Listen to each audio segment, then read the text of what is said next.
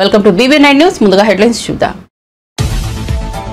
ఢిల్లీలో కొనసాగుతున్న AP CM Chandrababu పర్యటన. నితిన్ గడ్కరీని కలిసిన చంద్రబాబు అనంతరం కుమారస్వామితో కీలక సమావేశం. విశాఖ ఉక్కు పరిశ్రమపై చర్చ.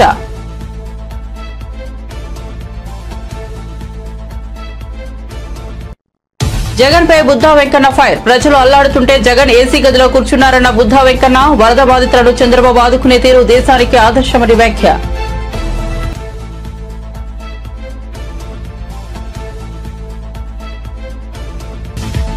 నిరుద్యోగుల చేతిలో డబ్బులు లేక సరుకులు కొనలేకపోతున్నారన్న కేటీఆర్. అవుట్ సోర్సింగ్ మొదలు గెస్ట్ లెక్చర్స్ వరకు ఎవరికి జీతాలు లేవన్న కేటీఆర్. 1వ తేదీనే జీతాలు ఇస్తామన్న మాటలు ఎక్కడికి పోయాయని ప్రశ్న.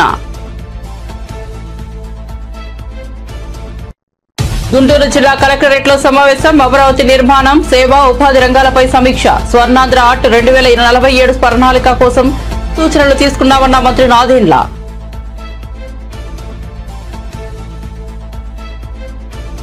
ఇక వార్త వివరాల్లోకి వెళ్తే ఏపీ సీఎం చంద్రబాబు ఢిల్లీ పర్యటన కొనసాగుతోంది. చంద్రబాబు కేంద్ర రోడ్డు రవాణా రహదారుల శాఖ మంత్రి నితిన్ గడ్కరీతో సమావేశమయ్యారు. Amaravati out ring road, national హైవేల అభివృద్ధి తదితర అంశాలను ఈ అంశంలో చర్చించారు. ఈ సమావేశం అనంతరం ఢిల్లీలో సీఎం చంద్రబాబు అధికారిక నివాసానికి కేంద్ర ఉక్కు శాఖ మంత్రి కుమారస్వామి వచ్చారు. విశాఖ ఉక్కు పరిశ్రమను SAIL steel authority of India limited లో విలీనం చేయడంపై చంద్రబాబు కుమారస్వామి మధ్య కీలక చర్చ జరిగింది. సెయిల్ లో విలీనం అనంతరం విశాఖ ఉక్కు పరిశ్రమ పరిస్థితి, కార్మికుల స్థితిగతులు మెరుగవ్వాలనే విషయాన్ని చంద్రబాబు కేంద్ర మంత్రి కుమారస్వామికి స్పష్టం చేశారు. ఈ నెల 14వ తేదీ నుంచి రాష్ట్రంలోని పంచాయతీల్లో నిర్వహించే పల్లె పండుగ కార్యక్రమంపై జిల్లా కలెక్టర్లు అధికారులకు దిశానిర్దేశం చేసేందుకు రాష్ట్ర సచివాలయం నుంచి వీడియో కాన్ఫరెన్స్ నిర్వహించిన ఉప ముఖ్యమంత్రి, పంచాయతీరాజ్ గ్రామీణాభివృద్ధి శాఖ మంత్రి పవన్ కళ్యాణ్.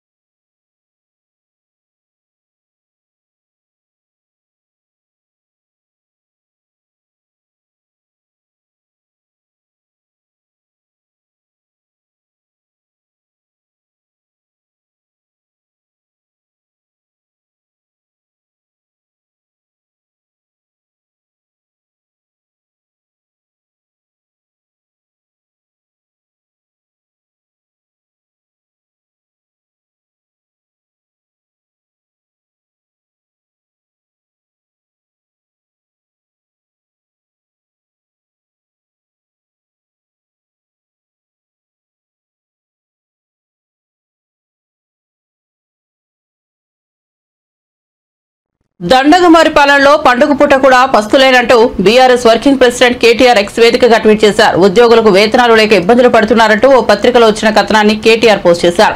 ఈ సందర్భంగా ఆయన దసరా దగ్గరకు వచ్చినప్పటికీ ఉద్యోగుల చేతిలో డబ్బులు లేక సరుకులు కొనుగోలు చేయలేకపోతున్నారని రాసుకొచ్చారు. కాంట్రాక్ట్ అవుట్ సోర్సింగ్ సిబ్బందికి 5-6 నెలలుగా జీతాలు లేవు. పంచాయతీ కార్మికులు, మున్సిపాలిటీ కార్మికులు, ఆసుపత్రి సిబ్బంది, హాస్టల్ వర్కర్స్, గెస్ట్ లెక్చర్స్ ప్రతి శాఖలను వేతనాలు లేక చిరుద్యోగులు విలవిల్లాడుతున్నారని పేర్కొన్నారు. కుటుంబాలకు నెట్టుకు రావడానికి అప్పులు చేసి నానా తిప్పలు పడుతున్నారని రాసుకొచ్చారు. పిఠాపురంలో దళిత మైనర్ బాలికపై టీడీపీ కార్యకర్తలే లైంగిక దాడి చేశారని ఏపీ మాజీ మంత్రి కురసాల కన్నబాబు ఆరోపించారు. పిఠాపురంలో ఓ మైనర్ బాలికకి మద్యం తాగించి అత్యాచారం చేసిన ఘటన రాష్ట్రంలో కలకలం సృష్టిస్తోంది. ఇందిరానగర్ మాజీ కౌన్సిలర్ భర్త జాన్ బాబు మైనర్ బాలికను మద్యం తాగించి ఆపై అత్యాచారం చేశాడు. ఈ వ్యవహారంలో ఓ మహిళ కూడా అతనికి సహాయం చేసినట్లు బాధితురాలి కుటుంబ సభ్యులు తమ ఫిర్యాదులో పేర్కొన్నారు. సోమవారం రాత్రి బలవంతంగా ఆటో ఎక్కించుకుని డంపింగ్ యార్డ్ దగ్గరకు తీసుకెళ్లినట్లు ఫిర్యాదులో పేర్కొన్న విషయం తెలిసిందే. అనంతరం బాలికను ఆటోలో తరలిస్తుండగా గ్రామస్తులు పట్టుకున్నారు. కార్యక్రమం చేయట్లేదని చెప్పి మేము అడుగుతున్నాం. అంటే పోలీసులు ఈ ఒత్తిడి మధ్య ఉన్నారా, లేకపోతే వాళ్ళకి ఏమైనా పెద్ద జరిగినా కూడా పట్టించుకోవద్దనే ఆదేశాలు వస్తూ ఉన్నాయా? ఎందుకు ఇంత నిర్లక్ష్యంగా వ్యవహరిస్తున్నారు? ఎందుకు ఇన్ని శాంతి భద్రతలకు సంబంధించిన విఘాతం కలిగే సంఘటనలు రోడ్డు మీదకి వస్తూ ఉన్నా, బయటకు వస్తూ ఉన్నా ఎందుకు మీకు నిమ్మకు నీరెత్తినట్టుగా ఉన్నారని మేము ప్రశ్నిస్తూ ఉన్నాం. వైఎస్ఆర్ పార్టీ అడుగుతుంది మిమ్మల్ని గట్టిగా, పోనీ ఒకటి కాతే మరొకటి వరుసగా ఇన్ని సంఘటనలు జరుగుతుంటే ఎందుకు మీరు స్పందించట్లేదు? ఎందుకు ఈ ప్రభుత్వం కఠినంగా ఉందనే ఒక మెసేజ్ని ఇవ్వలేకపోతూ ఉన్నారు? ఈ ప్రభుత్వం కఠినంగా ఉంది, శాంతి భద్రతల విషయంలో మేము ఎట్టి పరిస్థితుల్లో ఉపేక్షించం అనే ఒక మెసేజ్ని ఎందుకు ఇవ్వలేకపోతున్నారని అడుగుతున్నాను నేను. రోజుకొక సంఘటన వెలుగు చూస్తూ ఉన్నాయి. ఎక్కడో చోట రోజు మహిళల మీద అత్యాచారాలు, దాడులు, హత్యలు జరుగుతూ ఉన్నాయి. గతంలో దిశ యాప్ని తీసుకొచ్చి ఎప్పటికప్పుడు ఇమీడియట్గా స్పాట్లో రెస్పాండ్ అయ్యే వ్యవస్థల్ని ఆనాటి ముఖ్యమంత్రి జగన్మోహన్ రెడ్డి గారు తీసుకొస్తే కేవలం మీ రాజకీయ అవసరాల కోసం, రాజకీయ దుర్బుద్ధితో వాటన్నిటిని కూడా మీరు ఎత్తేయడం జరిగింది. ఎన్నాళ్ళు ఈ విధంగా మీరు ప్రతిదీ రాజకీయ కోణంలో చూసి శాంతి భద్రతలను గాలికి వదిలేస్తారని అడుగుతున్నా. నిన్న పిఠాపురంలో జరిగిన ఇన్సిడెంట్, అక్కడున్న ఒక డంపింగ్ యార్డ్ దగ్గర కార్మికులు అడ్డుకున్నారని చెప్తున్నారు. లేకపోతే అది కూడా వెలుగులోకి రాకపోవడం. ఇలాంటి సంఘటనల్లో చాలా కఠినంగా వ్యవహరిస్తోంది ఈ ప్రభుత్వం శాంతి భద్రతలను కాపాడే విషయంలో అని చెప్పకపోతే ఇది చాలా ఉదాసీనంగా ఈ ప్రభుత్వం వ్యవహరిస్తూ ప్రజల మాన ప్రాణాలని గాలికి వదిలేసిందనే ఒక పెద్ద సంకేతం ప్రజలకు ఇచ్చినట్టు అని చెప్పి మేము భావిస్తూ ఉన్నాం. ఇంకా గత 2 రోజులుగా చూస్తూ ఉన్నాం మీడియాలో, చాలా ఆశ్చర్యం అనిపిస్తోంది. కొంతమంది వరదలు వచ్చినా, కరువు వచ్చినా పండగ చేసుకుంటారని చదివేవాళ్ళం. ఇవాళ చంద్రబాబు నాయుడు గారి ప్రభుత్వం మొన్న వచ్చిన వరదని పండగలా మార్చేసినట్టు కనబడుతుంది. చంద్రబాబు నాయుడు గారు ఎప్పుడో మాట చెప్తారు, సంక్షోభం నుంచి నేను సంపదను సృష్టిస్తాను అని. ఇప్పుడు ఆ సంక్షోభం నుంచి ఈయన సంపదను సృష్టించినట్టు కనిపిస్తుంది. అసలు ఆశ్చర్యం. విజయవాడ మొట్టమొదటిసారిగా బుడమేరు పోటెత్తి మునిగిపోయి అతలాకుతలం అయిపోయి వేలాది కుటుంబాలు బయటకు వచ్చే దారి లేక ఇళ్లల్లో ఉండిపోయి కనీసం వాళ్ళని సకాలంలో బయటికి తీసుకురాలేని దుస్థితిలో ప్రభుత్వం కూరుకుపోయి, సాక్షాత్తు ముఖ్యమంత్రిగా ఉన్న చంద్రబాబు నాయుడు గారు ఏదో నేను బస్సులో పడుకున్నాను, కలెక్టరేట్ దగ్గర బస్సు పెట్టుకుని పడుకోవడం, రోజు ఒక గంట సేపు వెళ్ళి ఫోటోలు తీయించుకోవడం, ఇవన్నీ చూసాం. నిజంగా ఒక పెద్ద ఫెయిల్యూర్ అది. ప్రభుత్వం సకాలంలో వరద సహాయక చర్యలు తీసుకోలేకపోయింది, పూర్తిగా వైఫల్యం చెందిందని అనడానికి మొన్న వచ్చిన వరదల్లో ప్రభుత్వం వ్యవహరించిన తీరే ఒక ప్రధానమైన మనకి కళ్ళ కట్టినట్టు కనిపించే అంశంగా భావిస్తూ ఉన్నాం. తీరా చూస్తే government of Andhra Pradesh heavy floods వచ్చిన సందర్భంగా ఎన్యూమరేషను, లాసెస్, జరిగిన ఖర్చులు అని ఒక నివేదిక వచ్చింది. ఆ నివేదికను చూస్తే అసలు స్వరూపం, ఈ తెలుగుదేశం పార్టీ కూటమి ప్రభుత్వం అసలు స్వరూపం బయటపడింది. అసలు నవ్వుతాడనే సిగ్గుకోలేదు ఎవరికి. జనం అసలు మనల్ని చూసి ఏమనుకుంటారో అనే సిగ్గు కూడా లేని పరిస్థితిలో ఈ ప్రభుత్వం వ్యవహరిస్తుంది. అసలు చంద్రబాబు నాయుడు హయాంలో అవినీతి వరదలో బురద కలిసినట్టు కలిసిపోతుంది. ఆయన నేను చెప్పాను కదా, సంక్షోభం నుంచి సంపదను సృష్టిస్తానంటాడు. ఆ విధంగా ఏదన్నా వస్తే చాలు చందాలు వసూలు చేయడం, ఏదో వినాయక చవితి చందాలు వసూలు చేసినట్టు, దసరా చందాలు వసూలు చేసినట్టుగా వరద వచ్చిన వెంటనే కార్పొరేట్. ముఖ్యమంత్రి చంద్రబాబు వల్లే విజయవాడ ప్రజలు వరద వల్ల బయటపడ్డారని టీడీపీ నేత బుద్దా వెంకన్న అన్నారు. విపత్తు సమయంలో చంద్రబాబు ప్రతి ఇంటికి మంచినీరు, ఆహారం అందించారని చెప్పారు.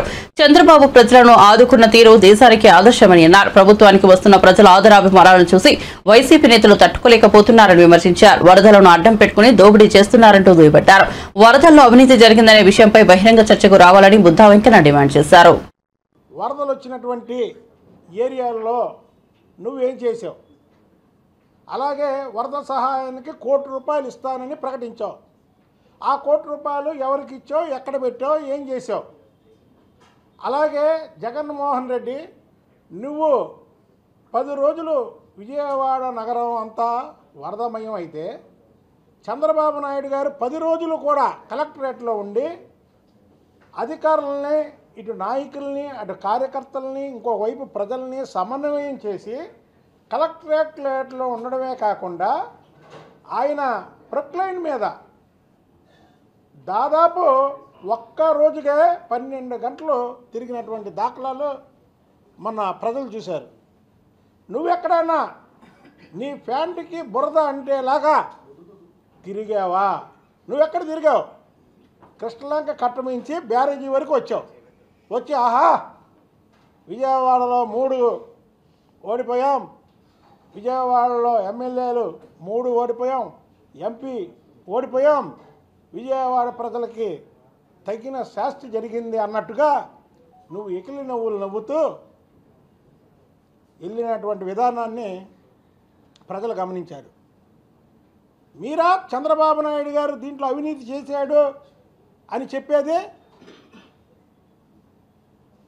నువ్వు వరదలు వచ్చినప్పుడు అక్కడ సాయం కేజీ బియ్యం తూర్పుగోదావరి జిల్లాలో జగన్మోహన్ రెడ్డి ఉండగా వరదలు వస్తే అక్కడ కేజీ బియ్యం, పావు కేజీ పంచదార, 4 ఉల్లిపాయలు, 3 టమాటాలతో సరిపెట్టినటువంటి ముఖ్యమంత్రి ఈ జగన్మోహన్ రెడ్డి. మీరా చంద్రబాబు గారి మీద మాట్లాడేది? మీరా చంద్రబాబు గారి నిజాయితీ గురించి మాట్లాడేది? ఇవాళ మళ్ళీ 10 రోజుల్లో క్లీన్ అండ్ గ్రీన్ లాగా అసలు వరదలు వచ్చినటువంటి దాఖలాలే ఎక్కడ కనిపించకుండా వరదలు వచ్చిన ప్రతి ప్రాంతాన్ని దగ్గరుండి శుభ్రం చేసినటువంటి ఏకైక ముఖ్యమంత్రి చంద్రబాబు నాయుడు గారు. ఇవాళ ఢిల్లీ వెళ్ళి కూడా ఢిల్లీలో అక్కడ మంత్రులను కలిసి, ప్రధానమంత్రిని కలిసి ఇవాళ ఇక్కడ జరిగినటువంటి విపత్తు ఏదైతే ఉందో ఆ విపత్తు గురించి మాట్లాడినటువంటి ముఖ్యమంత్రి చంద్రబాబు నాయుడు గారు.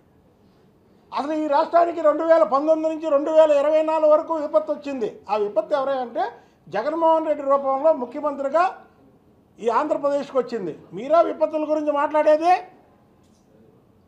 చంద్రబాబు నాయుడు గారు విపత్తులు వచ్చినా సరే దాన్ని ఎదుర్కొనే సత్తా ఆయన దగ్గర ఉంది. మీరు ఇవాళ చంద్రబాబు నాయుడు గారు అందులో అవినీతి చేశాడు, అగ్గిపెట్టెలు కొన్నారు, కొవ్వొత్తులు కొన్నారు. ఏ ఒత్తులు కొన్నారా? ఎవరు చెప్పారు మీకు? జగన్మోహన్ రెడ్డి. ఇది కూటమి ప్రభుత్వం, అవినీతికి ఆస్కారం లేదు. ఇది జగన్మోహన్ రెడ్డి ప్రభుత్వం అనుకుంటున్నారా అవినీతి చేయడానికి? ఛాలెంజ్ చేయి, జగన్మోహన్ రెడ్డి నువ్వు రా, బయటికి రా. మా మంత్రులు ఎవరో నీ ఇష్టం వచ్చినటువంటి మంత్రి నీతో కూర్చుంటాడు. ఈ రాష్ట్రంలో అవినీతి గురించి మాట్లాడదాం. 2014 నుంచి కొత్తగా ఏర్పడినటువంటి రాష్ట్రం చంద్రబాబు నాయుడు గారు హయాం దగ్గర నుంచి మద్యం సేవించి వాహనాలు నడిపితే కఠిన చర్యలు తీసుకునేలా నిబంధనలు అమలు చేస్తామని మంత్రి పొన్నం ప్రభాకర్ స్పష్టం చేశారు.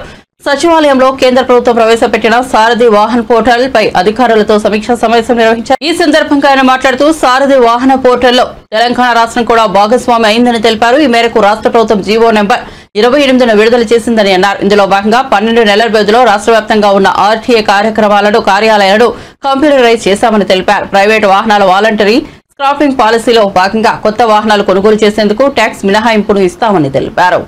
మేము కర్ణాటక, మహారాష్ట్ర పక్కన ఇతర రాష్ట్రాలు తిరిగిన తర్వాత అక్కడ ఏవైతే విధానాలు స్వీకరిస్తారో అటువంటి విధానాల ద్వారా ఈరోజు ఒక ప్రభుత్వం తరఫున దానికి కూడా ఒక జీవో తీసుకొచ్చినాం. అది కూడా ఒక ప్రభుత్వ ఆదేశంగా ఈరోజు ప్రజలకు ఉపయోగించే విధంగా దాన్ని పబ్లిక్ డొమైన్ తెస్తా ఉన్నాం. ఇది కాక ఆటోమేటిక్ టెస్టింగ్ స్టేషన్స్ అంటే ఇప్పుడు ఫిట్నెస్ సర్టిఫికేట్ అనేది క్షేత్రస్థాయిలో ఉన్నటువంటి ఆర్టీఓ కార్యాలయాలలో సరైన విధంగా ప్రాపర్గా జరగడం లేదు అనేటువంటి ఒక ఆలోచన, నివేదికలు ఉన్నాయి.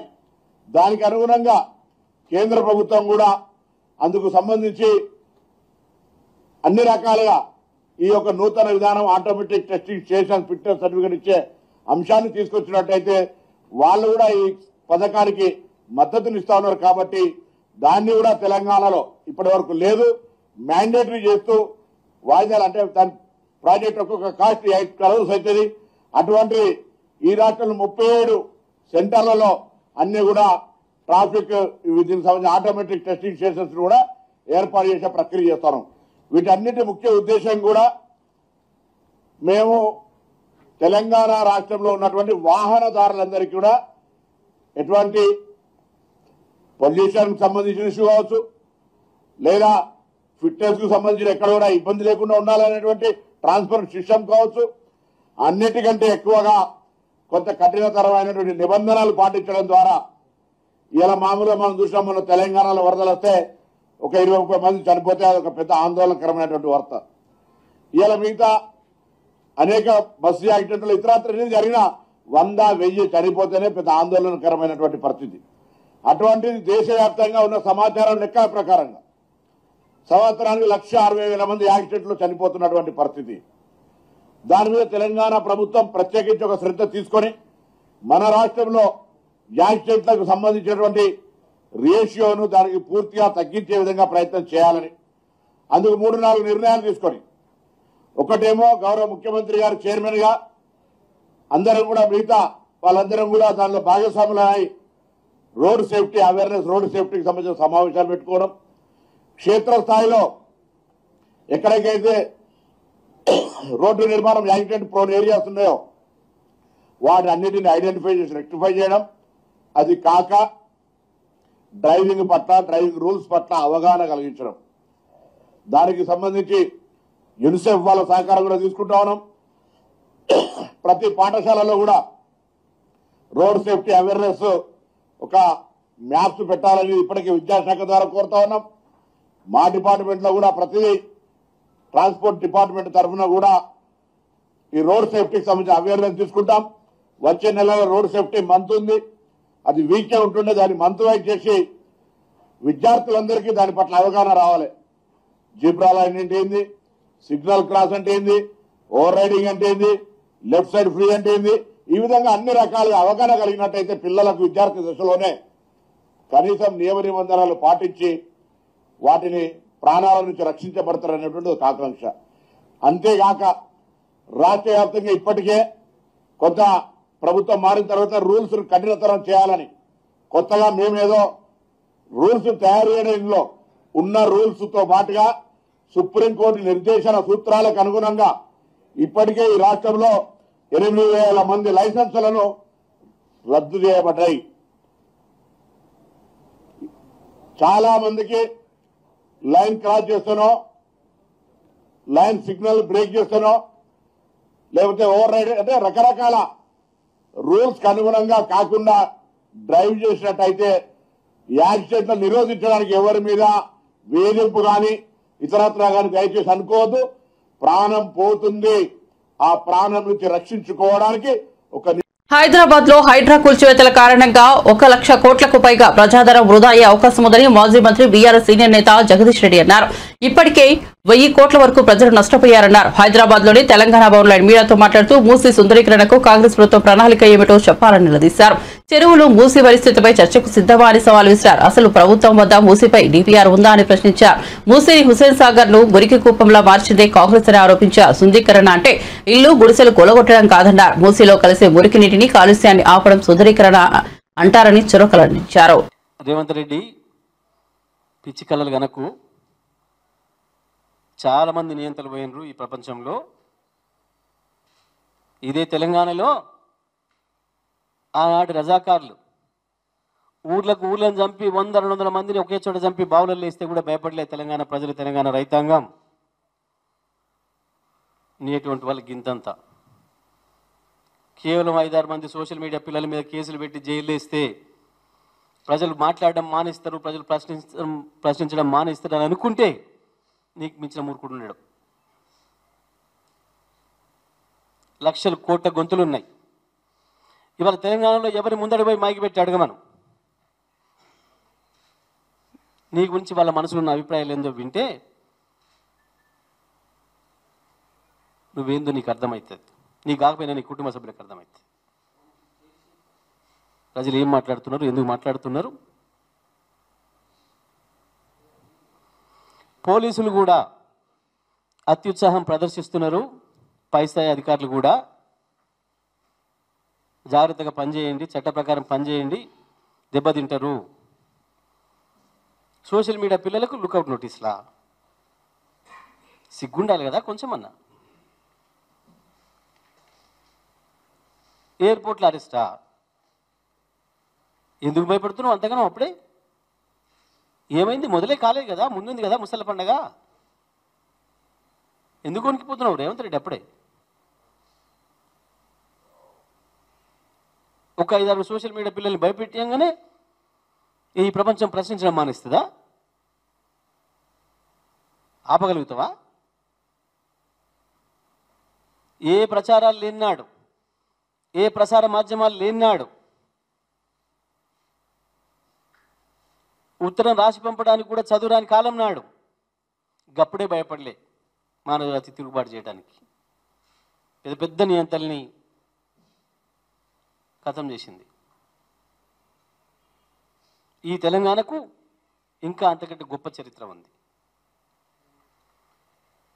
ఏ చదువురాని రైతాంగమే అద్భుతమైన ఆయుధాలు పట్టి నేతృత్వాన్ని కథం చేసింది.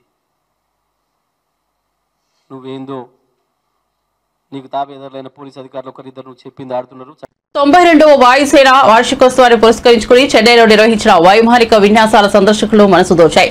సామర్థ్యం, శక్తి, స్వాలంబన థీమ్తో ఈ విన్యాసాలు నిర్వహించారు. భారత వైమానిక దళం గరుడ్ కమాండోలు విన్యాసాలు నిర్వహించారు. వాయుడ్ సేవ chief air marshal Amardeep Singh, Tamil Nadu CM Stalin, ఉప ముఖ్యమంత్రి ఉదయనిధి స్టాలిన్, మంత్రులు, చెన్నై మేయర్ ప్రియా తదితరులు ఈ విన్యాసాలను తిలకించారు. వైమానిక ప్రదర్శనను తిలకించేందుకు వచ్చిన సందర్శకులతో మెరీనా బీచ్ కిక్కిరిసిపోయింది. బాలుడు బగబగలను కూడా లెక్క చేయకుండా గొడుగులు పట్టుకుని వాయుసేన పరాక్రమాన్ని కన్నులెప్ప వార్చకుండా చూశారు. 21 ఏళ్ల తర్వాత చెన్నైలో వైమానిక విన్యాసాలు జరగడం విశేషం.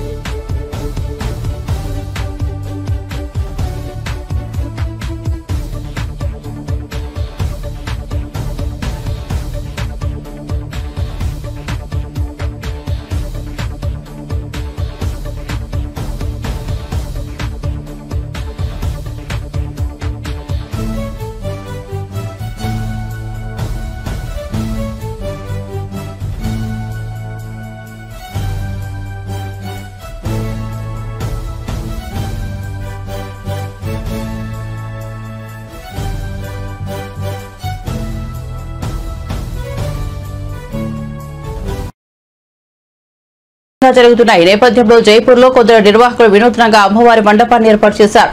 మాతా వైష్ణోదేవిని దర్శించుకున్న అనుభూతి భక్తులకు కలిగేలా దీన్ని రూపొందించారు. వైష్ణోదేవి ఆలయానికి వెళ్లాలనుకున్న వెళ్లలేని భక్తులకు అమ్మవారి దర్శనం కల్పించాలనే ఉద్దేశంతో తాము ఇలా నమూనా ఆలయాన్ని ఏర్పాటు చేసినట్లు నిర్వాహకులు తెలిపారు. ఈ నమూనా ఆలయాన్ని చూసేందుకు రోజు సుమారు 10,000కు పైగా భక్తులు వస్తున్నట్లు వారు తెలిపారు. అసలు దేవాలయాన్ని తలపించేలా ఇక్కడ మంచు గుహలు ఉండేలా నమూనాను ఏర్పాటు చేసినట్లు వివరించారు.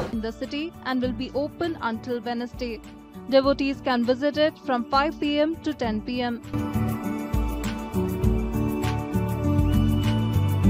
వారణాసిలోని దుర్గాపురి ఆలయంలో 250 ఏళ్ల క్రితం నెలకొల్పిన అమ్మవారి విగ్రహాన్ని ఇప్పటికీ నిమజ్జనం చేయట్లేదు. ఈ విగ్రహాన్ని నిమజ్జనం చేయవద్దని సాక్షాత్తు అమ్మవారి కోరినట్లు ఇక్కడి ప్రజల విశ్వాసం. దసరా నవరాత్రుల సందర్భంగా 1767లో మట్టితో చేసిన అమ్మవారి విగ్రహాన్ని ఏర్పాటు చేశారు. నవరాత్రులు పూర్తయ్యాక నిమజ్జనం కోసం విగ్రహాన్ని ఎత్తడానికి ప్రయత్నించగా ఎంతకీ సాధ్యం కాలేదు. 2 రోజుల తర్వాత మళ్లీ ప్రయత్నించడం విఫలమైంది. తర్వాత ఒక రోజు అమ్మవారు కలలో కనిపించి తనను ఇక్కడే ఉండాలని ఉందని, నిమజ్జనం చేయవద్దని చెప్పిందని ప్రజలు చెబుతున్నారు. దీంతో ఆ దుర్గమ్మ విగ్రహం 257 ఏళ్లుగా ఇక్కడే ఉందని ఆలయ సిబ్బంది తెలిపారు.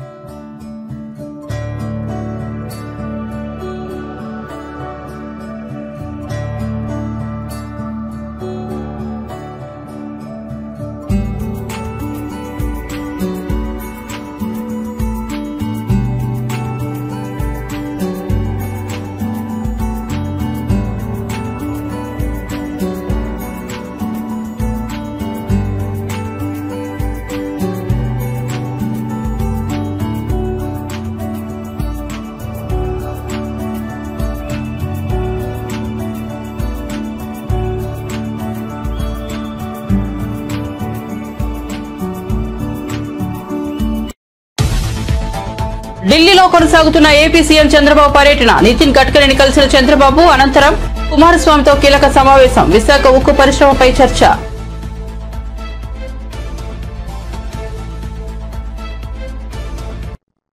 జగన్ పై బుద్ధా వెంకన్న ఫైర్. ప్రజలు అల్లాడుతుంటే జగన్ ఏసీ గదిలో కూర్చున్నారన్న బుద్ధా వెంకన్న. వరద బాధితులను చంద్రబాబు ఆదుకునే తీరు దేశానికి ఆదర్శమని వ్యాఖ్య.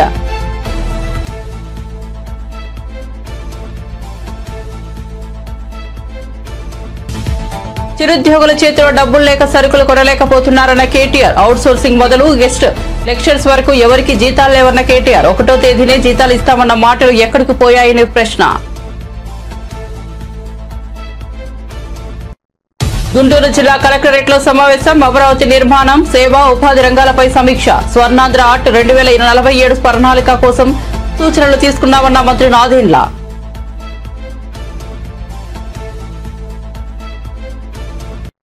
మరిన్ని అప్డేట్స్ కోసం చూస్తూనే ఉండండి BV9 న్యూస్.